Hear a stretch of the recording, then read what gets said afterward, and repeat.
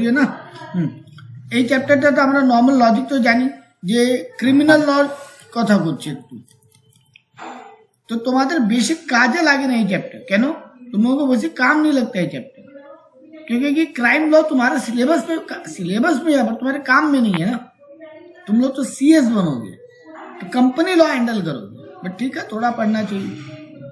जैसे पहला क्वेश्चन दिया स्टेज ऑफ हाइडिंग है, stage of crime and punishment, तो उसमें पहला क्वेश्चन दिया difference between crime law and civil law.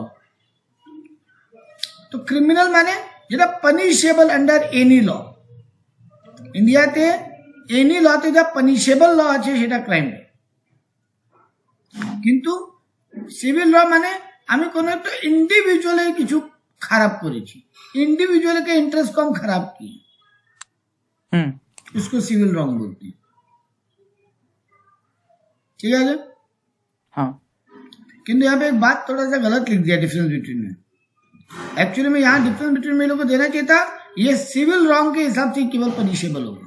यहाँ बोला अंडर एनी लॉ और यहाँ बोलना चाहिए था अंडर सिविल लॉ, क्योंकि देखो नेक्स्ट पॉइंट में ये बात बोला है कि this is wrong against society, तब बोलना चाहिए था this is wrong against individual, जो बोला भी है।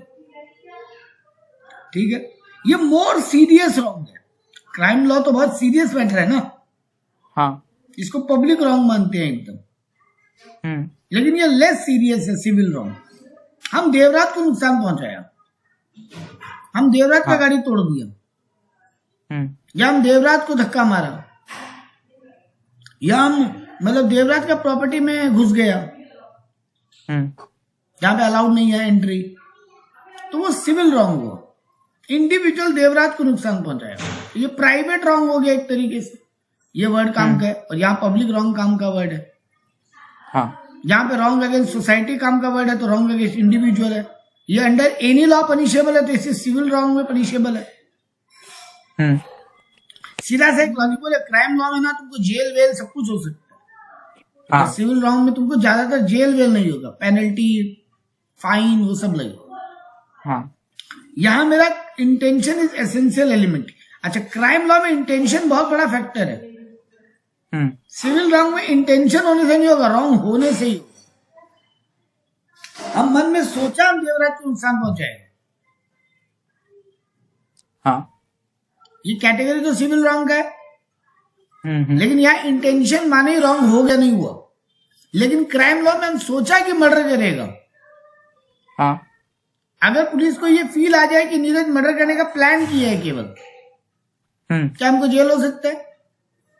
पुलिस पकड़ सकता है मतलब नहीं। हाँ हाँ बेटा, क्राइम लॉ में यस बेटा, करने पर बेटा क्रिमिनल एक्टिविटी ना होने तक का वेट करे पुलिस। समझ गया। मतलब नीरज देवराज का मर्डर करने का प्लान किया, अब पुलिस क्या वेट करे? अच्छा पहले नीरज को अटैक तो करने दो तब पकड़ेंगे, और उस अटैक में देवराज को सही में लग गया तो क्राइम लॉ में ना अगर पता भी चले ना कि क्राइम लॉ का प्लानिंग कर रहा है कोई, that is also punishable. But civil wrong में ना हम सिर्फ सोचा हम देवराज के प्रॉपर्टी में एंटर कर जाएंगे, वो देवराज के घर से आके हम चोरी कर लेंगे, ये सिर्फ सोचने का सजा नहीं है, समझा? हाँ, तो सिविल रॉन्ग में इंटेंशन रिलेवेंट नहीं है, इंटेंशन पे कोई रॉन्ग माना नहीं जाएगा। इंटेंशन मतलब सिर्फ सोचना, प्लान करना, लेकिन क्रिमिनल लॉ में इंटेंशन भी एसेंशियल है। ठीक है, हाँ, इसको ना क्राइम अगेंस्ट लॉ माना जाएगा, क्राइम अगेंस्ट गवर्नमेंट। तो क्रिमिनल लॉ में तुम कुछ भी गलती करते हो तो क्रिमिनल लॉ के हिसाब से पनिशेबल है, उसको माना जाएगा दिस इज अगेंस्ट गवर्नमेंट। जबकि सिविल रॉन्ग में क्या है, इसको किसी पर्सन के अगेंस्ट में माना जाएगा, गवर्नमेंट के अगेंस्ट में नहीं। Crime law compromise is not possible. हाँ, ये बहुत बड़ा फैक्टर, ये एक्शन वाला फालतू पॉइंट था, ये ऊपर वाला बात को घुमा के दूसरा लैंग्वेज में लिया है। ऊपर में एक बार बोला ना पब्लिक रॉन्ग है, सिविल सोसाइटी के लिए रॉन्ग है, उसी को घुमा के बोल दिया गवर्नमेंट के अगेंस्ट रॉन्ग है। लेकिन इसमें कॉम्प्रोमाइज नहीं पॉसिबल है, बहुत काम का। कॉम्प्रोमाइज मतलब सेटलमेंट, हम देवराज पे मर्डर का अटैक किया, हाँ ठीक है, और बाद में जब पुलिस हमको पकड़ा, हम देवराज से सेटलमेंट कर लिया, देवराज तुमको 2 लाख रुपया दे देंगे भाई, केस वापस ले लेना। देवराज बोला अच्छा ठीक है चलो हम केस वापस ले लेते। क्या ये अलाउड होगा? ना बाबू ना। देवराज क्राइम लॉ को ना थोड़ा सीरियस ले, फिर तो हर मर्डरर पैसा खिला के मामला सेटल करने का बात करेगा। ओके, क्या ये अलाउड होगा? हम देवराज की फैमिली में से किसी मेंबर का मर्डर कर दिया, देवराज मेरे अगेंस्ट केस करवा दिया, मेरा आदमी गया देवराज के पास, देवराज 5 लाख रुपए ले ले, केस वापस ले ले। क्या ये लीगली ठीक लग रहा है बात? नहीं। तब तो हर क्रिमिनल यही करेगा बेटा, उनके पास तो बहुत पैसा है। वो लोग तो ये बड़ा बड़ा डॉन फॉर्म जो लोग होते हैं, हाँ, फिर तो हर मर्डर के बाद उसको पैसा दे देगा, तब तो ठीक ही है। फिर तो ये नहीं सर, कॉम्प्रोमाइज अलाउड नहीं है क्रिमिनल रॉन्ग में, सिविल रॉन्ग में अलाउड है। हम तुम्हारी प्रॉपर्टी में मतलब नॉट परमिसेबल था एंट्री करना, हम एंट्री कर गया, बाद में हम तो बोला अच्छा ठीक है तुम, मेरा गलती हो गया, इसके लिए हम तुमको कॉम्पनसेट देने को तैयार है। तुम बोला अच्छा ठीक है दे दो, ठीक है, वो अलाउड है। लेकिन क्राइम लॉ में भैया सॉरी नॉट अलाउड, ठीक है ना। यहाँ पर क्रिमिनल लॉ में रॉन्ग डूअर इज पनिश, जो गलती किया उसको पनिशमेंट मिलेगा, बट यहाँ पे तुमको डैमेज हो तो पनिशमेंट का बात करना सिविल रॉन्ग। हम कुछ गलती किया बट तुमको कोई डैमेज नहीं हुआ तो सिविल रॉन्ग में उसका कोई पनिशमेंट या कॉम्पनसेशन नहीं है। तो अच्छा डिफरेंस बिटवीन था, बहुत कुछ क्लियर हुआ, ठीक है ना। नेक्स्ट बोला discuss the various stages of crime, crime का अलग अलग स्टेजेस क्या होगा। तो बोला in every crime there is the first intention, सबसे पहले क्या होगा? प्लानिंग, सोचना। मान लो मेरे को देवराज मतलब मेरा क्राइम है कि हम देवराज को इंजरी पहुंचाया, तो उसके सबसे पहले हम क्या किया होगा? प्लान स्टेज वाइज पहला हम प्लान किया होगा कि देवराज पे कब कहाँ अटैक करने।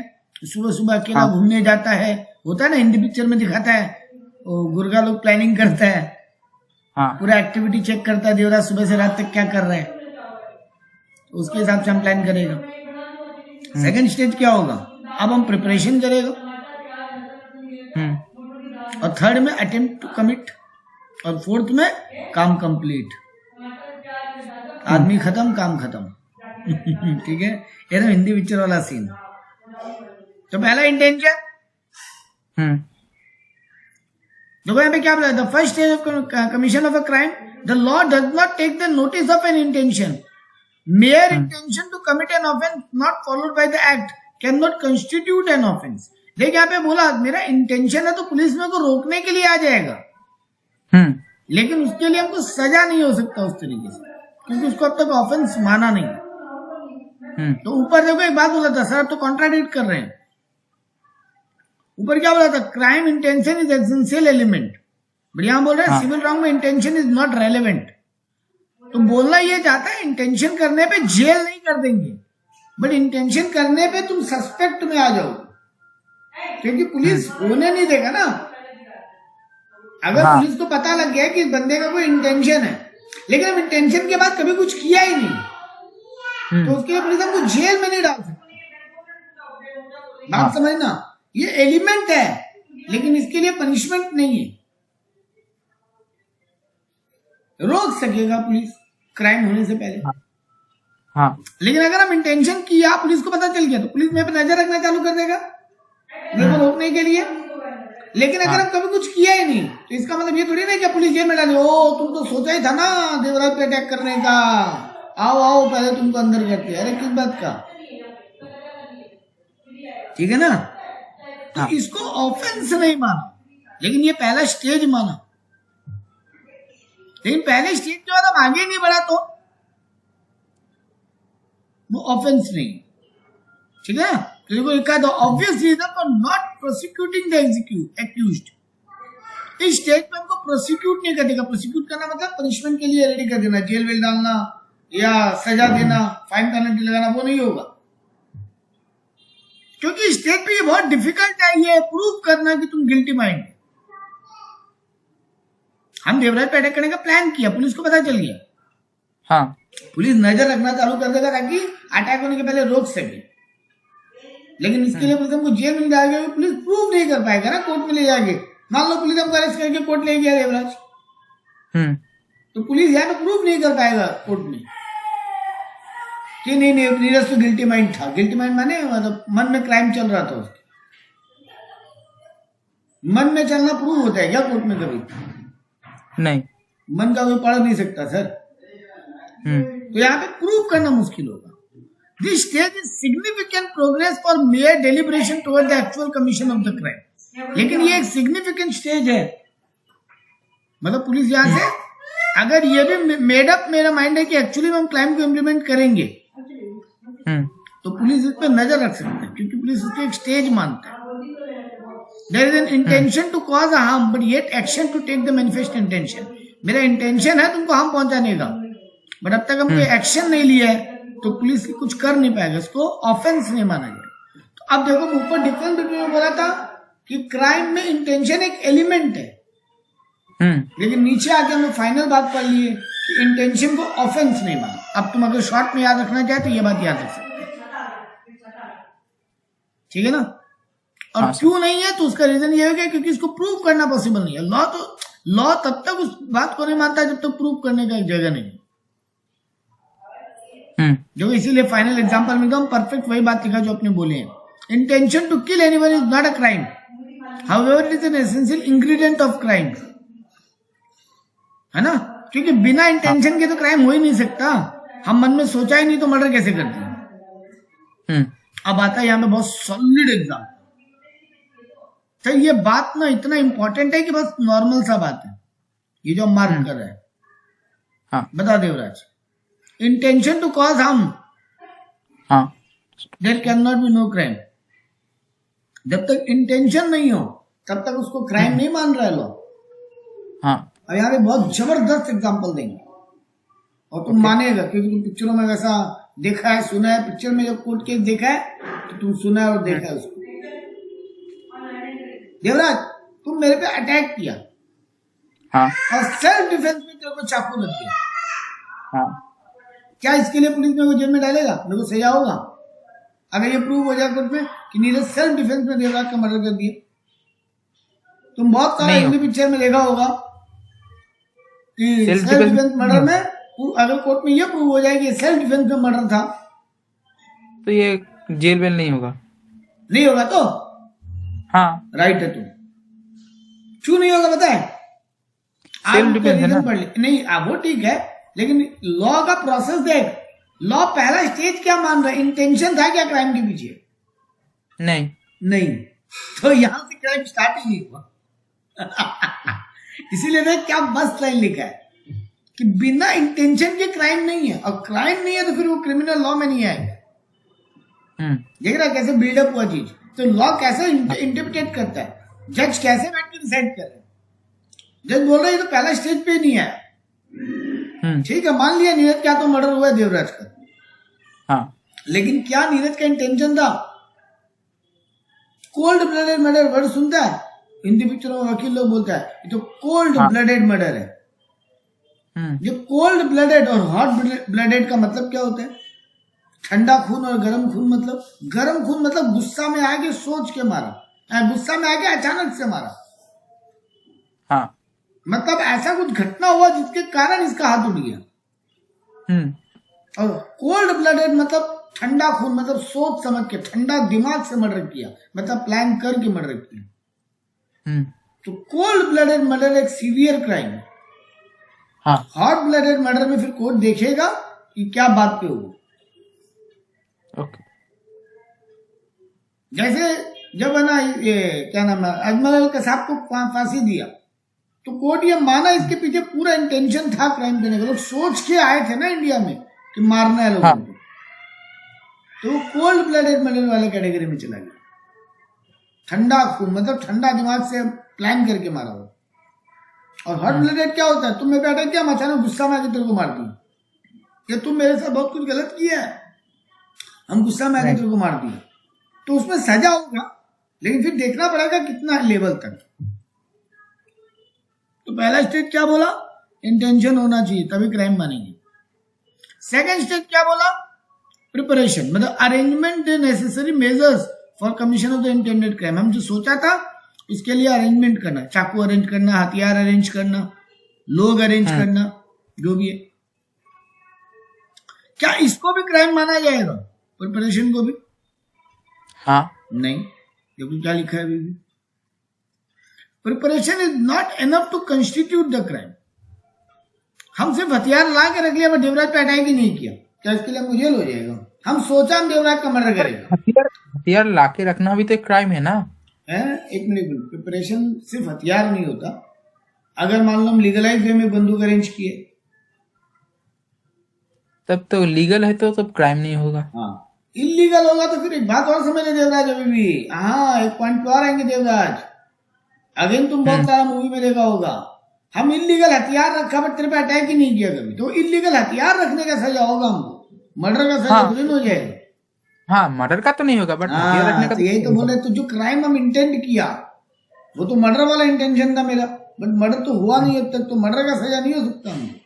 हाँ, मर्डर का सजा नहीं हो सकता बट दूसरे का होगा, वो अलग बात हो गया। हथियार रखने का छोटा मोटा जेल या पनिशमेंट, वो जो भी होगी, फाइन वगैरह, पेनल्टी वगैरह जो भी हो गया। बट द थिंग इज, क्या सिर्फ प्रिपरेशन करने को क्राइम मान ले? नहीं। तो अभी तक क्या बोला, इंटेंशन को भी क्राइम नहीं माना, प्रिपरेशन को भी क्राइम नहीं माना। ये तुमको केस लॉ में मदद करने वाला है, ठीक है? देखो यहाँ पे बोला, अरुण ने purchase the pistol and keep the same in his pocket duly loaded in order to kill the bitter enemy Ballu. इसका एक दुश्मन था बल्लू, उसको मारने के लिए पिस्तौल रखा, but does nothing more than that. उससे ज्यादा कुछ किया नहीं वो कभी जाके, ठीक है ना? तो उसको प्रोसिक्यूट करना या प्रूव करना नामुमकिन है कि उसको मर्डर करने के लिए पिस्तौल रखा था। हम नॉर्मली कोर्ट में नहीं बोल देगा, ठीक है इलीगल बंदूक रखा उसका सजा दे दो, बट ये पिस्तौल हम रखा था सेल्फ डिफेंस के लिए। तो कोर्ट में क्या प्रूव कर पाएगा? नहीं, ये तो झूठ बोल रहा है, इसका सेल्फ डिफेंस इंटेंशन नहीं था, सर कोई साबित नहीं कर पाएगा। थर्ड स्टेज क्या आया, अटेम्प्ट। क्या ये पनिशेबल है? हाँ सर, आ गया, है ना? तो अटेम्प्ट करने को क्राइम माना जाएगा कि क्राइम होने को क्राइम माना जाएगा? क्राइम होने को क्राइम माना जाएगा। नहीं रे बेटा, तुम आज सारा उल्टपटांग आंसर क्यों कर रहा है? आज तुम सारा उल्टा ही जा रहा है बेटा। अटेम्प्ट करना भी तो हो गया। हम देवराज पे अटैक कर दिया था, बट देवराज को इतना जोर से नहीं लगा कि वो मर जाए। क्या कोर्ट ये बोलेगा मरा तो नहीं, तो क्राइम तो नहीं हुआ?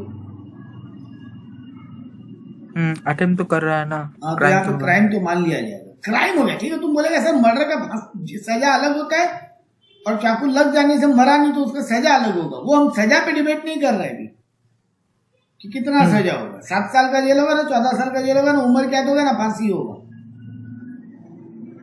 ये सब होता है ना हिंदी पिक्चरों में, सुने 7 साल का जेल, 14 साल का जेल, उम्र कैद, है ना, या फांसी, यही सब सुनते हैं मर्डर के केस में। वो एक डिबेट अलग हो गया कि देवराज को सिर्फ चाकू लगा पर देवराज मरा नहीं, तो मरा नहीं तो फिर मर्डर का जेल, मर्डर वाला सजा नहीं होगा, हाईएस्ट लेवल वाला, बड़े स्ट्रॉन्ग सजा तो होगा सर। वो कोर्ट जज करेगा, जज करेगा, उससे मतलब नहीं होगा। मेरा पॉइंट है क्या क्राइम हुआ, क्या इसको क्राइम माने? An attempt to murder is a crime और not? Crime it is a crime. तो पहला स्टेज क्या है देवराज? इंटेंशन, सोचना। Is that a crime? हाँ। नहीं देवराज, आराम से ले। Intention is not a crime. Preparation, arrangement करना, उसको भी क्राइम नहीं माना अब तक, लेकिन अटेम्प्ट करने को क्राइम मान लिया जाए, ठीक है? हाँ। केस लॉ के लिए 3 बात याद रहेगा। हाँ, याद रहेगा। और एकम्प्लिशमेंट मतलब तुम क्राइम कर दिया अपना, लास्ट स्टेज, हम सक्सीड हो गया अपना क्राइम करने में, जो सोचा था उसमें सक्सीड हो गया, तो फिर तो यहाँ पे गिल्टी कंप्लीटली ऑफेंस हो जाएगा, तब तो ये कंप्लीट क्राइम हो ही जाएगा, ठीक है? देखो यहाँ पे क्या बोला, यहाँ पे केस में उल्टा आंसर देता है, लो एग्जाम्पल भी ऊटपटांग बना देता है, ये एग्जाम्पल ऊपर होना चाहिए था। यहाँ क्या बोला, A fires on B with intention to kill. अगर बी मर गया तो कमिटेड ऑफेंस हो ही गया, लेकिन सिर्फ बी इंजर्ड हुआ तो इसको अटेम्प्ट टू मर्डर माना जाएगा और अटेम्प्ट टू मर्डर का सजा होगा। लेकिन दोनों केस क्राइम, मतलब पहला दोनों स्टेज क्राइम नहीं माना क्योंकि वो प्रूव नहीं कर पाओगे तुम। अब अगला दोनों स्टेज, सर आप अटेम्प्ट टू मर्डर को तो प्रूव कर ही पाएंगे ना, हम वहां थोड़ी ना बोल सकते हम तो ऐसे ही हमला किया था, मारना नहीं चाहता था। कोर्ट बोलेगा पागल समझे क्या, बट हम हथियार रखा, हम मारना नहीं चाहता था। कोर्ट यहाँ पे डायलेमा में रहेगा क्योंकि मेरे अगेंस्ट 100% एविडेंस नहीं होगा कि हथियार हम देवराज को मारने के लिए रखा था, है ना। तो अटेम्प्ट, इंटेंशन और preparation is not a crime. वो स्टेज है, कोर्ट में प्रूव करने के लिए उसको यूज किया जाएगा, लेकिन उसको अल्टीमेट क्राइम माना नहीं जाएगा। लेकिन अगला दोनों स्टेज इज अ क्राइम। अच्छा आंसर था, एग्जाम में काम आएगा। In exceptional case where preparation to commit an offence is punishable under Indian penal code. कुछ केस एक्सेप्शनल ऐसे हैं जहां प्रिपरेशन को भी ऑफेंस माना और वो पनिशेबल है। इसका आंसर पूछा है तुमसे, तो देखो यहाँ पे बोला कुछ केस को पनिशेबल माना, ऊपर वाला पार्ट बाद में पढ़ेंगे। देखो अगर यहाँ पे बोला ये सेकंड स्टेज है, इस अरेंजमेंट को मेजरमेंट माना गया है लेकिन इंटेंशन की तरह माना गया है, लेकिन इसको क्राइम नहीं मान सकते, not enough to constitute a crime, है ना। ऊपर वो सब ज्ञान दे दिया, फिर वो बल्लू वाला ये एग्जाम्पल वापस दे दिया, पिस्तौल रखा बट चलाया नहीं। लेकिन अब आया कुछ केसेस में प्रिपरेशन को भी पनिशेबल क्राइम माना गया है। वो केस क्या क्या है, तुम गवर्नमेंट के अगेंस्ट में वॉर करने के लिए हथियार अरेंज किया, वो क्या ना दंगा फसाद करने के लिए तुम हथियार रखा है। अगर वो बात आता है कोर्ट में तो कोर्ट उसको क्राइम मान लेगा। भाई बस किया नहीं था तुम दंगा फसाद देवराज, लेकिन तुम रखा था उसके लिए। Preparation to commit depredation of territories of a power to peace the government of India, वो इंडिया का पीस को हैम्पर करने के लिए तुम कर रहे हो कुछ, वही आतंकवादी वाला घटना। अब आतंकवादी इंडिया में बंदूक ले एंटर हो गया, वो गोली चलाने के पहले अरेस्ट हो गया, क्या वो इस पर ये बात चलेगा? हम तो खाली हथियार रखा था, चलाया थोड़ी ना। कोर्ट क्या बोलेगा? और ये क्राइम है कि नहीं है? अरे बिल्कुल है सर, इंडियन टेरिटरी को अनपीसफुल करने का कुछ भी अटेम्प्ट क्राइम माना जाएगा। प्रिपरेशन भी क्राइम है यहाँ पे। डकैती करने वाला कमिटमेंट, हम ट्रेन में हथियार लेके चढ़ा डकैती करने के लिए, वो पुराना हिंदी पिक्चर शोले, गब्बर सिंह, क्राइम है।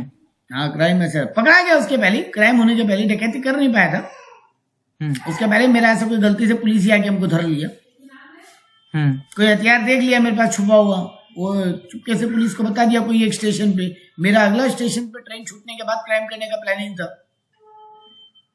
उसके पहले पिछला स्टेशन पे पुलिस आके हमको धर लिया। हम पुलिस को ये बोले, हम तो खाली हथियार रखा था, क्राइम किया थोड़ी, मेरा इंटेंशन कोई डकैती करने का नहीं था। पुलिस बोलेगा रहने दो, ये सब जगह तुम्हारा बोलने से बचने का कोई जगह नहीं। तो गवर्नमेंट के अगेंस्ट तुम वॉर करने का बात कर रहे हैं, इंडिया का पीस को हैम्पर करने का बात कर रहे हैं, डकैती का कोई क्राइम का प्लानिंग कर रहे हैं। Preparation for counterfeiting the coin of government stamp, तुम गवर्नमेंट का स्टैम्प अपने पास डुप्लीकेट बना के रखे, नकली नोट ये सब तुम्हारे पास है, तुम छोड़ा नहीं मार्केट में, तुम बस अपने घर में रख के रखा था और उसके पहले धरा गया, पकड़ा गया। देवराज बाबू, कोर्ट ये बोलेगा क्या अब तक तो क्राइम किया तो नहीं था ना, रखने इज नॉट अ क्राइम? नहीं भैया, यहाँ पे रखना भी क्राइम है। गवर्नमेंट का नकली स्टैम्प, गवर्नमेंट का नकली नोट, ये सब रखना भी क्राइम है। Possessing counterfeit coins, false weight of measurement and forge document, fraud document रख रहे हैं हम अपने पास। फॉल्स मेजरमेंट, 1 किलो वाला वो जो होता है ना वजन करने वाला, हम वैसा पे 1 किलो लिखा हुआ लेकिन वो 750 ग्राम ही है। दुकानदार के दुकान पे ऐसा कुछ पकड़ा गया तो उसके पास वजन करने वाला, जो हम लोग तो उसको बाट बोलते हैं, तुम लोग क्या बोलते हो? तो वजन करने वाला जो होता है ना, पत्थर भारी भारी लोहा वाला, इस पे 1 किलो 2 किलो 5 किलो लिखा रहता है, तुम लोग क्या बोलते हो बंगला में उसको? बाटकाड़ा। बाटकड़ा ही बोलते हैं, हम लोग भी बाट बोलते हैं। तो है ना, वो जो बाट है वो वजन करने वाला मेरी दुकान पे रखा हुआ है, 1 किलो 5 किलो सबका। हाँ। लेकिन जब असली में चेकिंग आया तो पता चला वो 1 किलो नहीं, वो 750 ग्राम ही है। 5 किलो जिस पे लिखा हुआ 450 ग्राम ही है। मतलब हम फ्रॉड करने का प्लान में था, हाँ। किया नहीं था अब तक, उसके पहले पकड़ा गया। क्या उस दुकानदार को सजा होगा कि नहीं होगा? होगा। होगा, क्योंकि यहाँ पे प्रिपरेशन भी क्राइम मान लिया जाए। तो ये 5 एग्जाम्पल याद रखना। गवर्नमेंट्स के अगेंस्ट वॉर, इंडिया का पीस को हैम्पर करने का प्लानिंग, या फिर डकैती का प्लानिंग, या फिर गवर्नमेंट का स्टैम्प वगैरह कॉइन वगैरह रखना बहुत ज्यादा एक्सेस क्वांटिटी में अपने पास छुपा के, या फिर नकली रखना, ये सब क्राइम है। ठीक है, मतलब यहाँ पे preparation is also a crime. लेकिन नॉर्मली क्या बोलोगे? पहला 2 स्टेज, यानी इंटेंशन और प्रिपरेशन क्राइम नहीं। Difference between motive and intention. Motive और इंटेंशन में क्या फर्क है? तुम बता सकते हो कुछ, तुम्हारा अंदाजा में? ये लॉ में सुनते हो तुम ये वर्ड, मतलब पुलिस का केस में सुने होंगे ये वर्ड। मोटिव और इंटेंशन तो हाँ, इंटेंशन का मतलब हुआ मन में सोचना, प्लान करना कुछ क्राइम करने का। मोटिव मतलब मेरे पास रीजन है क्राइम करने का। जैसे जब कानून किसी को पकड़ता है तो जो सपोर्टिंग लॉयर है, उसको क्या बोलते हैं, पब्लिक प्रोसिक्यूटर हो गया, जो तुम्हारे अगेंस्ट लड़ रहा है, और तुम्हारा सपोर्ट में जो लड़ता है उसको क्या बोलते हैं? Defence lawyer. Defence lawyer. तो डिफेंस लॉयर तो बोलेगा ना कि आप क्यों बोल रहे हैं कि नीरज मर्डर करना चाहता था देवराज का? नीरज के पास क्या मोटिव है, मतलब क्या रीजन है कि क्यों मारेगा? अभी एग्जांपल ही ले ले, एकदम नॉर्मल देवराज और नीरज की बात करते हैं। तुम मेरा स्टूडेंट है, तुम मेरे से आगे पढ़ता है, हाँ। तेरे ऊपर या तो तेरा मर्डर हुआ या तेरे पे मर्डर का अटेम्प्ट हुआ, पुलिस में को पकड़ लिया। तो कोर्ट में मेरा लॉयर ये बात करेगा ना कि ऐसा क्या कि नीरज देवराज पे अटैक करेगा, क्यों करेगा? नीरज के पास क्या रीजन है, क्या मोटिव है उसके पीछे, ऑब्जेक्टिव। अब तुम्हारा लॉयर जो भी हो या फिर जो पब्लिक प्रोसिक्यूटर हो, वो ये प्रूव करेगा कि नीरज देवराज ने का फीस नहीं दिया था, बहुत टाइम से, इसलिए नीरज देवराज पे अटैक किया। ये देवराज नीरज के बारे में बाहर गलत बोल रहा था, इसलिए हमको लग रहा है नीरज ये अटैक किया होगा, क्योंकि नीरज का रेपुटेशन हार्म हुआ था इससे।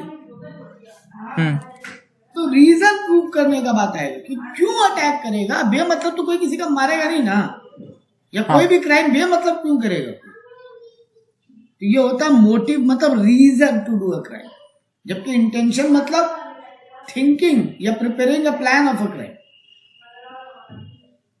ठीक है, डिजायर करना। तो देखो यहाँ पे लिखा मोटिव मतलब रीजन ऑफ अ क्राइम, उसके पीछे का बैकग्राउंड, क्यों मेरे पे सस्पेक्ट किया जा रहा है। जैसे कभी कभी होता है, 2 बिजनेसमैन है, एक पार्टनर का मर्डर हो गया, हाँ। तो दोनों पार्टनर का कोई झगड़ा चल रहा था पहले से। हाँ। पहला पार्टनर को, जो जिंदा पार्टनर है, उसको पुलिस अरेस्ट कर लेगा, और क्या रीजन देगा अरेस्ट करने का? क्योंकि इन दोनों का बिजनेस को लेकर झगड़ा चल रहा था, तो लग रहा है ये मरवाया होगा। मतलब इसके पीछे कोई रीजन नजर आ रहा है कि इसको पकड़ सकते हैं, वो हुआ मोटिव। समझ में आया पॉइंट? हाँ। तो यहाँ पे वर्ड एक ही याद रखना है तुमको, reason for committing a crime. और यहाँ मोटिव का मतलब क्या बताया? डिजायर, सॉरी इंटेंशन का मतलब desire to do an act, इच्छा करने का सोच। तो motive is a reason that drive a person to do an act. Motive वो रीजन है जो किसी को कुछ करने के लिए ड्राइव करेगा, फोर्स करेगा। जबकि इंटेंशन मतलब डिटर्मिनेशन। हाँ। हम कोई पर्टिकुलर तरीका यूज करके वो क्राइम करेंगे, सोचना यानी प्लानिंग करना, सीधा सा बात है। अब घूम फिर के एक ही बात के लोग अलग अलग लैंग्वेज में बार बार लिखिएगा। Motive is insubstantial to determine the crime's liability. हाँ, लेकिन अब एक बात है, मोटिव और इंटेंशन, सिर्फ मोटिव से मेरे को सजा नहीं हो जाए। मेरे पास रीजन है देवराज को मारने का, देवराज मेरे साथ ऐसा कुछ किया था कि नीरज के पास एक रीजन है, वो देवराज को मार सकता था। बट कोर्ट में सिर्फ मोटिव साबित हुआ, बट लॉयर जो है वो इंटेंशन साबित नहीं कर पाया, तो ये केस आगे नहीं बढ़ेगा देवराज। लेकिन अगर वो इंटेंशन साबित कर पाया तो फिर केस आगे बढ़ेगा, मतलब क्रिमिनल लायबिलिटी का बात आएगा। तो मोटिव क्रिमिनल लायबिलिटी को प्रूव करने का कोई तरीका नहीं है, लेकिन इंटेंशन है, पहला स्टेज मिल जाएगा, क्योंकि इंटेंशन से पहला स्टेज चालू होता है। ऊपर तुम पढ़ के आए बार बार, ठीक है। मोटिव हिडन होता है, जबकि इंटेंशन कहीं ना कहीं दिखाई देगा, ठीक है ना। इतना डिफरेंस बिटवीन बहुत है। Motive is the drive to force the crime, intention is the first stage. Exam में अगर आए तो लिख सकते हो, एग्जाम्पल भी दिया देखो। Assume that Y is accused of murdering his wife and it turn out that his wife has a policy of 1 crore। हाँ देखो, अब कोर्ट क्या साबित करेगा, हस्बैंड को क्यों अरेस्ट किया गया है। कोर्ट बोलेगा आपको क्यों लगता है हस्बैंड मार सकता था अपनी वाइफ को, तो डिफेंस लॉयर बोलेगा देखो वाइफ का 1 करोड़ का एक पॉलिसी था और उसका क्या बोलते हैं वो नॉमिनी हस्बैंड था, तो वाइफ के मरने से हस्बैंड को फायदा होता।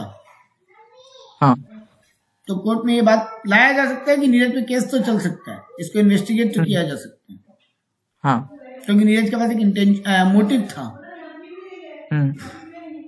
ठीक है ना। जबकि इंटेंशन में क्या बोल रहा है, मेरे पास 2 किलो हीरोइन या एक बंदूक पाया गया, वो है इंटेंशन, ठीक है। तो ये सब होता है। ब्रीफली नेक्स्ट क्वेश्चन है, briefly discuss various types of punishment provided under the Indian penal code 1860। तो सबसे बड़ा पनिशमेंट तो क्या है, डेथ, कैपिटल पनिशमेंट बोलते हैं जिसको, मतलब फांसी, फांसी ये सबसे हार्शेस्ट है, मतलब सबसे हार्ड पेनल्टीज में से एक है। ये रेयरेस्ट ऑफ रेयर है, मतलब सब में नहीं होता सर, हर मर्डर में भी फांसी नहीं होता इंडिया में। तो कब कब फिर भी फांसी कब कब दिया जा सकता है, मर्डर के केस में। लेकिन फिर भी भावेंगे सर हर मर्डर में फांसी नहीं होता इंडिया में।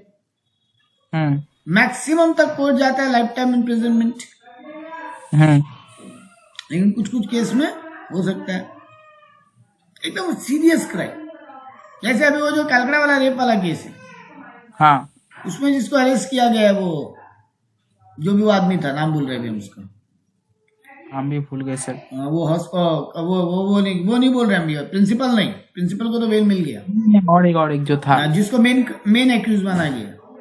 हाँ, तो उसको मर्डर फांसी हो सकता है क्योंकि वो severe crime.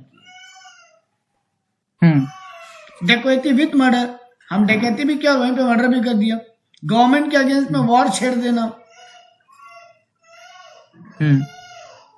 एब्यूटिंग mutiny actually committed, mutiny का मतलब होता है फोर्सेबल और passive resistance of lawful authority, हम कोई कानून तोड़ रहा है उस चक्कर में मेरे हाथ से मर्डर हुआ।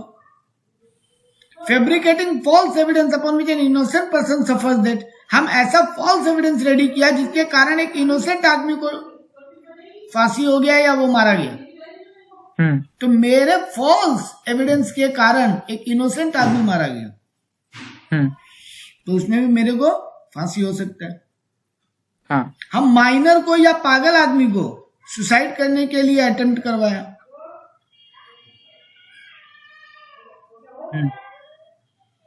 या फिर attempted murder by a life convict, जिस आदमी को उम्र कैद होके रखा है और वो जेल में किसी का मर्डर का अटेम्प्ट किया। अटेम्प्ट देखो, नॉर्मली अटेम्प्ट हुआ मर्डर में फांसी नहीं होता, लेकिन उसको ऑलरेडी लाइफ टाइम का जेल है और अब वो किसी पे मर्डर अटैक कर रहा है, तो और क्या जेल होगा उसको मतलब ऑलरेडी वो लाइफ टाइम जेल का है, उसके ऊपर का तो सजा ही नहीं बचा फांसी के अलावा, उसको कोर्ट फांसी दे सकते।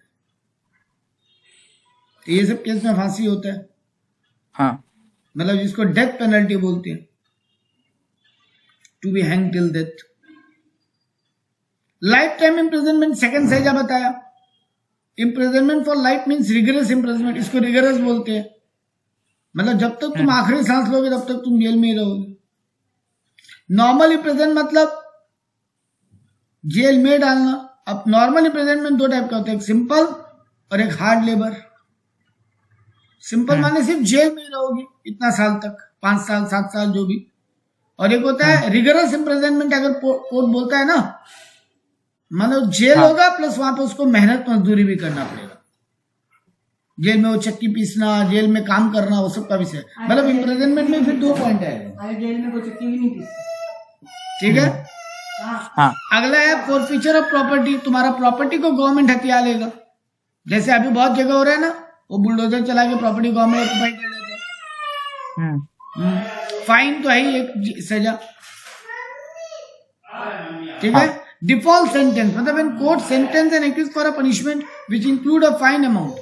तुमको ऐसा कोई सजा हुआ है जिसमें फाइन है, बट तुम वो फाइन नहीं दे पा रहे हो, तो तुमको इम्प्रिजनमेंट भी हो सकता है वहां पे। नॉर्मली कोर्ट का सजा फाइन ही था, बट वो फाइन तुम भर ही नहीं रहे हो या भर नहीं पा रहे हो, तो उसके बदले में तुमको जेल कर दिया। तो यहाँ पे पहला सजा जेल नहीं था, पहला सजा तो फाइन था, बट डिफॉल्टली तुमको जेल होगी। ये सब भी सजा होता है। तो 6 टाइप का सजा है। ठीक है, नॉर्मल आंसर था। ठीक है। नेक्स्ट आया फाइन और पेनल्टी में क्या डिफरेंस है। तो फाइन एक सम है, मतलब अमाउंट जो तुम्हारे ऊपर इम्पोज किया गया, मतलब लगाया गया है for a punishment of an offence. Penalty is the suffering of the sum to be forfeited to which a person agreed to be subjected in case of non fulfilment of stipulation. Penalty तब लगता है जब जो तुमको सजा दिया गया है वो तुम पूरा नहीं कर पा रहे। समझ रहे हो। तुमको कोई चीज कंप्लाई करने बोला गया है और वो तुम नहीं कंप्लाई कर रहे हो, तो सर फाइन ना, जैसे हम कोई गलती किया, कोर्ट हमको उसको सजा में फाइन लगा दी, लेकिन अब वो फाइन भी हम पूरा नहीं कर पा रहे, या कोर्ट हमको जो बात बोला वो हम नहीं कर पा रहे, मतलब कोर्ट का कोई बात हम कंप्लाई नहीं कर पा रहे, अप्लाई नहीं कर पा रहे, तो उसके लिए जो हमको एक्स्ट्रा पैसा देना पड़ता है, दैट इज पेनल्टी। तो फाइन ऑफेंस के लिए, गलती करने के लिए फाइन है, जबकि नॉन कंप्लायंस यानी कोई लॉ फॉलो नहीं करने के लिए पेनल्टी है। ठीक है ना। हाँ सर। जैसे मैंने एग्जांपल दिया, if a company make default in complying with any direction given under the section 16(1), companies act में सेक्शन 16(1) है, यहाँ पे कुछ कंपनी को कुछ काम करने के लिए बोला जाता है, ये डॉक्यूमेंट जमा करो, इतना दिन के अंदर ऑडिट करवाओ, तुम उससे लेट हो गए, जब कंप्लाई नहीं कर पाए तो तुम डिफॉल्टर माने जाओगे। हाँ। उसके लिए इंडिया में 1000 रुपए तक का फाइन है फॉर एवरी डे, जितना दिन तुम कंटिन्यू कर रहे हो, या फिर 1 लाख रुपए तक का फाइन, ऐसा फाइन है, मतलब एग्जांपल दिया है केवल। तो तुम कोई डिफॉल्ट किए जिसके लिए तुमको फाइन भरना पड़ा। जैसे मैं एग्जांपल देते हैं, तुम ना रास्ता में लाल सिग्नल को तोड़ के आगे बढ़ गए, ओवर स्पीडिंग का ड्राइविंग कर रहे हो, इसके लिए जो पैसा तुमसे लिया जाता है दैट इज फाइन, बट वो फाइन भी तुम नहीं भर पाए, तो फिर तब पनिशमेंट पेनल्टी होगा, पेनल्टी भी लगेगा, एक्स्ट्रा जो पैसा भरना पड़ेगा। तो यहाँ पे बोला वही section 12 of the companies act क्या बोलता है, default in meaning complying with the requirement of section 12, जो भी सेक्शन 12 में रूल लिखा है, अगर तुम उसको पूरा करने में डिफॉल्ट करते हो तो पेनल्टी भी भरना पड़ेगा हर ऑफिसर को, फिर क्योंकि कंपनी का ऑफिसर वो रूल फॉलो करने में गलती करेगा। ठीक है। नेक्स्ट आता है, अब आता है elements of crime. State the fundamental elements of a crime. There are 4 elements which constitute a crime. पहला बोला एक ह्यूमन बीइंग होना चाहिए, जीता जागता इंसान क्राइम करेगा तभी होगा। रोबोट किसी को मार दे तो क्राइम है क्या? नहीं ना। नहीं। मेंस रिया होना चाहिए, मतलब गिल्टी माइंड, इविल माइंड, तुम जानबूझ के वो क्राइम किए, तुमसे गलती से हो गया, उसमें फाइन वाइन लग जाएगा, बट जेल पेनल्टी वो सब नहीं आता। तो गिल्टी माइंड, मेंस रिया मतलब गिल्टी माइंड होना चाहिए। फिर बोला एक्टस रियस होना चाहिए, मतलब थर्ड एलिमेंट क्या है, सम ओवर एक्ट और इलीगल ओमिशन, तुम कुछ इलीगल किए। अब तुम्हारा क्रिमिनल माइंड है, लेकिन उस क्रिमिनल माइंड में तुम कुछ इलीगल काम नहीं किया, तब फिर तुमको जेल वेल नहीं हो सकता। तो पहला बात तुम्हारा ह्यूमन बीइंग होना चाहिए, मतलब तुम एक इंसान होना चाहिए। दूसरा बात, तुम गिल्टी माइंड यानी इविल माइंड होना चाहिए, तुम्हारे मन में वो क्राइम चल रहा था, और वो इलीगल होना चाहिए। ठीक है। और चौथा बात, वो किसी को इंजरी पहुंचाता हो, उससे किसी को हार्म हो रहा हो। ये 4 एलिमेंट होंगे तो क्राइम माना जाएगा। ठीक है। हाँ। नेक्स्ट आया फिर डिफरेंस बिटवीन मेंस रिया और एक्टस रियस। तो मेंस रिया मीन्स बैड इंटेंशन या गिल्टी माइंड, मतलब तेरे मन में चल रहा था मारेंगे तो पक्का, तो तुम गिल्टी माइंड हुआ ना। हाँ। एक्टस रियस मतलब कुछ ऐसा काम किया जो इलीगल ओमिशन है। गिल्टी माइंड है लेकिन वो गिल्ट माइंड तुमसे कुछ इलीगल काम करवा रहा है। हाँ। तो mens rea is the intent of a person behind committing a crime, but actus is the action. Mens rea second important element है, एक्टस रिया थर्ड इंपॉर्टेंट है, फालतू डिफरेंस बिटवीन दे रहे हैं। Mens rea refers to mental aspect of a crime, but यहाँ पे physically जो तुम कर रहा है वो हो गया इलीगल। ठीक है, तो तुम्हारा एक्शन हो गया एक्टस रियस और मेंस रिया हो गया तुम्हारे मन में जो इंटेंशन है, बैड इंटेंशन। नेक्स्ट बोला discuss the important form of mens rea under the Indian penal code. तो one of the essential element of crime mens rea is evil intent or a guilty mind. There can be no crime of any nature without mens rea. कभी crime ही नहीं होगा अगर उसमें guilty mind नहीं है तो देखो फॉर्म्स ऑफ ये गिल्टी माइंड का क्या बताया, एक तो इंटेंशन, नेग्लिजेंस, रेकलेसनेस, ये सब फॉर्म्स है इसका। हाँ। क्या है ये सब सर, चलो पढ़ते हैं 2 मिनट में। यहां पे बोला इंटेंशन मतलब तुम्हारे मन में जो चीज चल रहा है कुछ करने का। Intention indicate the position of a mind या condition of someone in a particular time of commission of offence. तुम उस सिचुएशन में तेरे दिमाग में क्या चल रहा था, वो हो गया इंटेंशन। जैसे एग्जांपल दिया, Anil poison the food which Varun was suppose to eat. तुम उस खाने में जहर मिला दिया जो एक आदमी खाने वाला था। तो यहां तुम्हारा इंटेंशन तो है ना उसको मार देने का, अब वो खाया नहीं खाया वो बात का बात है। अनिल इज लाइबल टू, अच्छा उसके बाद चंदन उस खाने को खा लिया। लो, अनिल खाना में जहर मिलाया था किसको मारने के लिए, वरुण को। तो इंटेंशन तो था, गिल्टी माइंड तो था। हाँ। और वो खाना लेकिन गलती से चंदन खा गया वरुण के पहले ही, और चंदन मारा गया।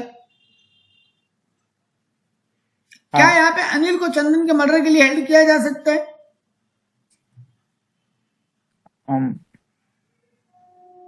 क्या अनिल का गिल्टी माइंड माने? हाँ मानना पड़ेगा ना सर। मानेगा। हाँ। तो Anil is liable for killing Chandan though he never intended it. वो कभी चंदन को मारने का सोचा नहीं था, बट वो लाइबिलिटी तो आएगा उसके ऊपर। हाँ। नेक्स्ट बोला नेग्लिजेंस, मतलब तुम ध्यान नहीं दिया। जैसे आजकल वो मिड डे मील में बोलते ना कहीं छिपकली निकला कहीं कुछ निकला, वो नेग्लिजेंस में ही हो रहा है। हाँ। खाने को खुला छोड़ दिया, उसमें छिपकली आके गिर गया, अब वो जहरीला हो गया खाना, बच्चा लोग खाया और बीमार पड़ा या मर गया। क्या यहाँ पे इंटेंशन था, मतलब सोचा था मारने का बच्चा लोग को, लेकिन फिर भी गिल्टी माइंड माना जाएगा? हाँ। हाँ माना जाएगा, माना तो जाएगा, माना जाएगा। यहाँ पे बोला नेग्लिजेंस है second form of mens Riya. Negligence का मतलब है नॉट टेकिंग केयर, जहां पे तुम्हारा ड्यूटी था ध्यान रखने का और तुम ध्यान नहीं रखा। ठीक है ना, तुम्हारा यहाँ पे डिजायर नहीं था बट फिर भी तुमको गिल्टी माइंड माना जाएगा। If a child injured because his or her caretaker failed to perform a duty, एक बच्चों को एक केयर टेकर संभाल रही थी, हाँ। अब वो केयर टेकर ध्यान नहीं दिया और बच्चा गिर गया, ये इसको भी मेंस रिया मानेंगे। तो मेंस रिया का पहला एग्जांपल इंटेंशन, गलत सोच ही मेंस रिया है। दूसरा बोला नेग्लिजेंस, और तीसरा बोला recklessness. Recklessness is the decision to commit certain action despite knowing about associated risk. तुमको एक काम में रिस्क का पता था, इस काम में क्या रिस्क है, बट फिर भी तुम उसको करने का प्लान किया, इसको बोलते हैं रेकलेसनेस। जैसे गाड़ी को स्पीड चलाना, बोलते हैं ना रेकलेस ड्राइविंग। रेकलेस ड्राइविंग मतलब यही हुआ कि तुमको पता था कि गाड़ी तेज चलाने में बहुत खतरा है, बट तुम चलाया। जो यहाँ पे एग्जाम्पल भी दिया, ड्राइविंग ड्रंक, दारू पी के गाड़ी चलाना। तुमको पता तो है दारू पी के गाड़ी चलाने में रिस्क तो है, बट तुम किया वो काम और फिर तुमसे किसी का इंजरी हो गया। तुम ये बोलेगा जानबूझ के तो नहीं किया था, भाई जानबूझ के तो इंटेंशन हुआ, लेकिन बाकी दोनों भी मेंस रिया है, गिल्टी माइंड है। तो 3 पॉइंट हो गए गिल्टी माइंड के, intention, negligence, recklessness. State the exceptional case where mens is not required in criminal law. ऐसा कौन सा एक्सेप्शनल केसेस है जहां पे गिल्टी माइंड नहीं भी है, मेंस रिया नहीं भी है, फिर भी क्राइम मानेंगे? फिर स्टैट्यूट इम्पोज लाइबिलिटी, जहां पे कानून तुम पे कोई पेनल्टी लगा रहे हैं। लॉ बोलता है ये काम अगर हुआ तो ये लोगों को सजा होगा, तो भैया फिर वहां पे गिल्टी माइंड थे नहीं थे, डजंट मैटर। ठीक है ना? तो अगर लॉ वैसा रूल लिख दिया, स्टैट्यूट का मतलब ये होता है कानून। जैसे ये इकोनॉमिक क्राइम जो होती है, पैसा खो जाना, पैसा चोरी हो जाना, चाहे तुम्हारा ऑफेंस में मेंस रिया नहीं था, फिर भी न तुम नेग्लिजेंस किया था, न तुम गिल्टी माइंड इंटेंशन था तुम्हारा, और न तुम रेकलेसनेस किया था, फिर भी हुआ काम, और लॉ बोलता है ये गलती हुआ तो इसका ये सजा होगा, तो फिर वहां पे मेंस रिया जरूरी नहीं है, क्योंकि कानून ही बोल दिया। जैसे आर्म्स एक्ट, तुम बंदूक को बहुत सेफ्टी से रखा था अपने अलमीरा में, तुम्हें लीगल हथियार खरीदा था, मतलब लाइसेंस के साथ, और तुम उसको बहुत संभाल के तिजोरी में रखा था, बंद करके लॉकर वॉकर लगा के एकदम। चोर आए, चोरी किए, और बंदूक निकाल के किसी का मर्डर कर दिया। तो न तो तुम्हारा इंटेंशन, तुम तो मर्डर किया नहीं, तुम्हारा इंटेंशन मर्डर का था नहीं, न तुम चोरी करवाया जानबूझ के, न तुम्हारा यहाँ पे कोई नेग्लिजेंस था क्योंकि तुम प्रॉपर केयर रखा था, और न यार रेकलेसनेस था। बट कोर्ट बोलता है आर्म्स एक्ट के हिसाब से कि अगर ऐसा कुछ तुम्हारे हथियार से हुआ, तुमको गलती तो मानेंगे। ठीक है? मोटर व्हीकल एक्ट, तुम गाड़ी से किसी को उड़ा दिया, भले ही तुम जानबूझ के नहीं किया था, भले ही तुम्हारा कोई नेग्लिजेंस भी नहीं था, तुम आराम से गाड़ी चला रहा था एकदम। ठीक है? स्पीडी डिस्पोजल, जहां पे very difficult to prove mens rea, जहां पे मेंस रिया प्रूव करना बहुत मुश्किल है, और लॉ को लग रहा है कि इसको केस को तो खत्म करना पड़ेगा, और केस को जल्दी खत्म करना जरूरी है, तो वहां पे कोर्ट बोलेगा मेंस रिया गया भाड़ में, हम फाइन लगा रहे हैं। छोटा मोटा फाइन जहां पे लगता है वहां पे मेंस रिया प्रूव करने का दरकार नहीं है। सिंपल फाइन है, छोटा फाइन है जहां पे, वहां पे मेंस रिया प्रूव करने का दरकार भी नहीं है। स्ट्रिक्ट लाइबिलिटी, याद है वो पढ़े थे वो भोपाल गैस गैस वाला? वहां पे गवर्नमेंट बोलता है जहां एब्सोल्यूट एंड स्ट्रिक्ट लाइबिलिटी है, उन सब केसेस में मेंस रिया होने का कोई दरकार नहीं है। Ignorance of law, if a person violate a law even without the knowledge of the existence of the law, तुमको पता नहीं था इस मैटर में कोई कानून है और तुम कोई कानून तोड़ते हो, तो कोर्ट ये नहीं बोलेगा वो तुम तो इग्नोरेंस में किया, जाओ तुमको माफ किया। अरे भाई, लॉ में इग्नोरेंस का कोई एक्सक्यूज थोड़ी नहीं। ठीक है? Companies can no longer claim immunity from a criminal liability on the ground that they are incapable of possessing the necessity mens rea for commission of offence. Same बात यहाँ पे बोला है। कुछ कंपनीज है तो ये नहीं बोल सकता कि कंपनी थोड़ी ना क्रिमिनल लाइबिलिटी किया, कंपनी का आदमी की है। अरे कंपनी मेंस रिया कैसे कर सकता है बेटा? कंपनी को जीता जागता इंसान है क्या जो सोचेगा? नहीं। बट फिर भी कंपनी पर पनिशमेंट आएगा क्या? हाँ, कुछ कुछ केसेस में आएगा। कंपनी को ये बात बोलने से बच नहीं सकता कंपनी की हमारा थोड़ी ना मेंस रिया था, वो तो हमारा डायरेक्टर किया, डायरेक्टर को सजा तो कंपनी क्या करेगी?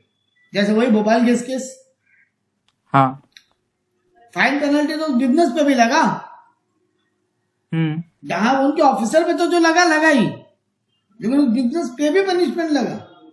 अब कोई भी बोल सकता है सर बिजनेस कैसे इंटेंशन करेगा? बिजनेस थोड़ी ना कोई जीता जागता इंसान है जो सोचा होगा।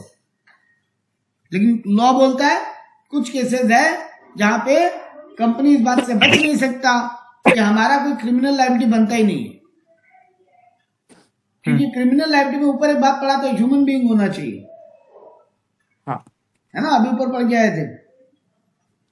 लेकिन यहाँ पे एक्सेप्शन में बोल दिया कुछ केसेस में कंपनी को ये बोलने का हक नहीं है कि हम कोई मेंस रिया कैसे करेंगे, हमारा कभी कोई क्रिमिनल लायबिलिटी बनता ही नहीं। तो criminal liability the prosecution the existence of mens रिया। देखो क्रिमिनल लायबिलिटी में बोला है कि मेंस रिया होना चाहिए, और गिल्टी एक्ट भी होना चाहिए, मतलब गिल्टी माइंड भी होना चाहिए, और एक्टस रियस मतलब गिल्टी एक्ट यानी एक्शन भी होना चाहिए। Natural person can only be convicted for this, ऊपर पढ़ के आए हम लोग ये बात। हाँ, लेकिन यहां पे बोला है, और अच्छा नेचुरल पर्सन में कंपनी नहीं आता, ये भी लॉ बोलता है। देखो पहला 3 पैराग्राफ में क्या लिखा है, इतना बढ़िया से आंसर को फ्रेम किया है। पहला पैराग्राफ में लिखा कि क्रिमिनल लायबिलिटी करने के लिए 2 चीज होना बहुत जरूरी है, मेंस री और actus reus, guilty mind and guilty action. हाँ, दोनों होगा तभी क्रिमिनल लायबिलिटी माना जाएगा। और ये नेचुरल पर्सन को कन्विक्ट कर सकते हैं। और इंडियन कंपनी लॉ में लिखा है कंपनी एक इंसान तो है, लेकिन आर्टिफिशियल इंसान है ना। हाँ, तो कंपनी कोई नेचुरल इंसान नहीं है, ये भी बात प्रूव हुआ। लेकिन फिर आगे बोला लेकिन कुछ कुछ लॉ ऐसे होंगे जहां पर कंपनी को भी गिल्टी माइंड माना जाए, कंपनी पे भी क्रिमिनल लायबिलिटी आएगा। यहां मतलब virtually all jurisdiction across the world govern by the rule of law, companies can no longer claim. अब दुनिया में ये लॉ लिख दिया गया है कि कंपनी भी क्रिमिनल लायबिलिटी में आएगा। कंपनी ये नहीं बोल सकता हमारा मेंस दिया या कहां से हो गया, हम कोई इंसान थोड़ी ना। गवर्नमेंट लॉ बोलता है कई केसेस में कंपनी पे भी क्रिमिनल ऑफेंस लगेगा, भले वो मेंस रिया में नहीं आता हो। ठीक है, ये बात इंडिया में भी state of Maharashtra versus syndicate transport में बोला गया। It was held that whether a corporate body should or should not be liable for criminal action. तो उस लॉ में बोला गया सम इंडिविजुअल, कुछ तो लॉ तो ये बोलता है ना कोई इंडिविजुअल इंसान होगा जो क्राइम करेगा। हाँ, बट यहां पे बोला गया, देखो आंसर में कहां से पकड़े,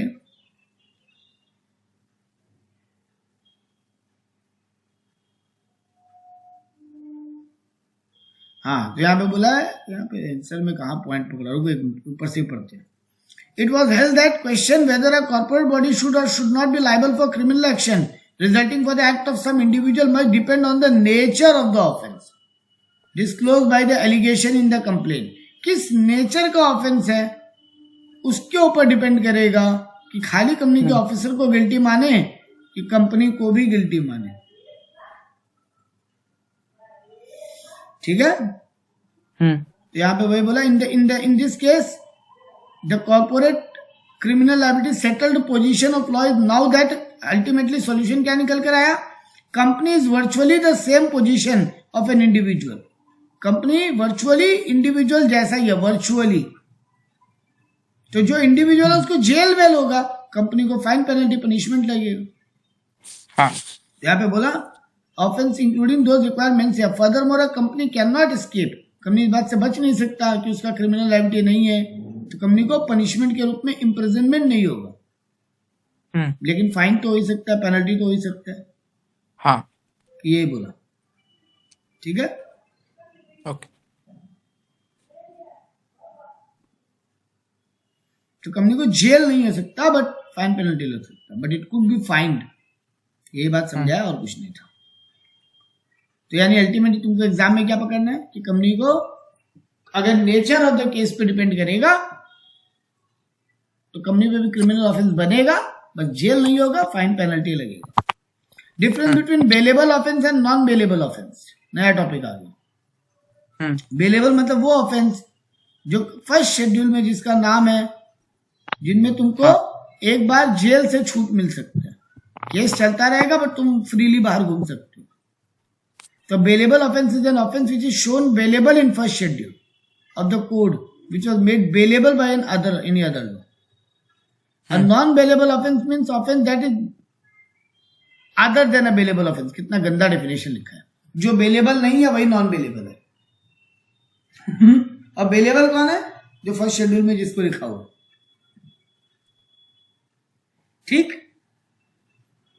याद करने के लिए ये लिखना पड़ेगा एग्जाम में भी कि जिसका नाम फर्स्ट शेड्यूल में है वो बेलेबल है, बिल्कुल है। और जिसका नाम फर्स्ट शेड्यूल में जो बेलेबल नहीं है वही नॉन बेलेबल है। तो फर्स्ट शेड्यूल में gives the list of bailable offence for an instance. देखो यहाँ पे एग्जांपल दिया, एग्जांपल के रूप में ब्राइबरी का केस हो, कोई अनलॉफुल कहीं पे हम लोग भीड़ इकट्ठा किए हैं उसको लेकर हो, या राइट्स वगैरह का मामला हो, ये बेलेबल है। ठीक है, the example of non bailable murder, culpable homicide, एक साथ बहुत लोगों का कुछ किया, नकली note, fitting coins, terrorism act, वो सब नॉन बेलेबल है। तो बेलेबल वही ऑफेंस है जो लेस सीरियस है, नॉन बेलेबल मोर सीरियस है। Bailable offence are non cognizable also, but non bailable offence are generally cognizable. मतलब नॉन कॉग्निजेबल मतलब सर बिना वारंट के अरेस्ट करना, ओ कॉग्निजेबल मतलब बिना वारंट के अरेस्ट करना। तो जो ऑफेंस नॉन बेलेबल है ना, उसमें पुलिस तुमको बिना वारंट के भी अरेस्ट कर सकते हैं, सर्च कर सकते हैं। बट जो ऑफेंस बेलेबल है उसमें तुमको बिना वारंट के पकड़ नहीं पकड़ सकता। If an offence which is punishable with imprisonment for less than 3 year or with fine only it is bailable. देखो जिस केस में 3 साल से कम का जेल है या सिर्फ फाइन ही सजा है, वो सारे ऑफेंस को बेलेबल गिनाएंगे। ये अच्छा पॉइंट है पढ़ने के लिए, ठीक है। तो नॉन बेलेबल में उल्टा हो जाएगा, जहां पे 3 साल से ऊपर का जेल है या डेथ पेनल्टी है, लाइफ इम्प्रिजनमेंट है, वो सब केस नॉन बेलेबल हो जाएंगे। Police officer is authorise arrest with warrant, देखो बोला ना, and police warrant not authorise without warrant. यहाँ पे बिना वारंट के भी अरेस्ट कर सकते हैं। शायद हम कॉग्निजेबल नॉन कॉग्निजेबल का मीनिंग रॉन्ग बोला है, देखना पड़ेगा, यहाँ पे आया है। Non cognizable offence means an offence which police officer can, हाँ ठीक ही बोला था। तो नॉन कॉग्निजेबल ऑफेंस वो है जहां पे police officer can make arrest with warrant only, ठीक ही बोला था। और कॉग्निजेबल ऑफेंस वो है जहां पे विदाउट वारंट भी अरेस्ट कर सकते हैं। जैसे तुमको टाड़ा वाला केस हुआ, नार्कोटिक्स ड्रग्स वाला केस हुआ, हाँ वो सब में तुरंत अरेस्ट हो जाएगा। तुम बोलेगा ना प्रूफ क्या है, या मेरे अगेंस्ट में कोई वारंट लेकर आओ, पुलिस बोलेगा पहले अंदर चलो बाद में वारंट देखते रहेंगे। तो non cognizable offence are generally bailable, वो तो बोल ही दिया था। जहां पे विथ अरेस्ट वारंट ही अरेस्ट कर पाएगा वो बेलेबल भी है, मतलब वहां बेल मिल जाएगा। लेकिन जहां विदाउट वारंट भी अरेस्ट हो सकते हैं, उन सब केसेस में बेल नहीं मिलता। ये लेस सीरियस है, ये मोर सीरियस है, ये अरेस्ट विथ फेयर। साला लोग ना घुमा फिरा के एक ही बात बार बार लिखते हैं। में लिखा हुआ थर्ड वाला पॉइंट करके लिख रहा। हाँ, अरेस्ट बाय पुलिस, तो ऊपर वाला मीनिंग ही तो वही है, तो और क्या लिखना चाहते हैं। ठीक है, यहाँ बोला पुलिस ऑथराइज्ड है ओनली विद वारंट के साथ, यहाँ बोला ऑथराइज्ड है विदाउट वारंट के साथ, ऊपर तो वही लिखा था। अच्छा, यहाँ पे एग्जाम्पल्स अच्छा दिए, हम किसी को इंसल्ट किए, हम किसी को हर्ट किए, नॉर्मली चीटिंग किए, फ्रॉड का केस है, ये सब में नॉन कॉग्निजेबल है, विथ वारंट ही अरेस्ट कर पाएगा। लेकिन रायट, मर्डर, किसी को बहुत जबरदस्त तरीके से हर्ट करना, वो टेररिस्ट अरेस्ट वाला एक्ट। और कितना बचा है? 1 2 सर बहुत है, बहुत है ना, 38 पेज तक है। और अपने अभी तक कौन से पेज पे है? 10। एक क्लास तो और मिनिमम लगेगा, एक नहीं सर, लगता है 2 लगेगा। 2 लगेगा, कोई बात नहीं, ठीक है, ओके।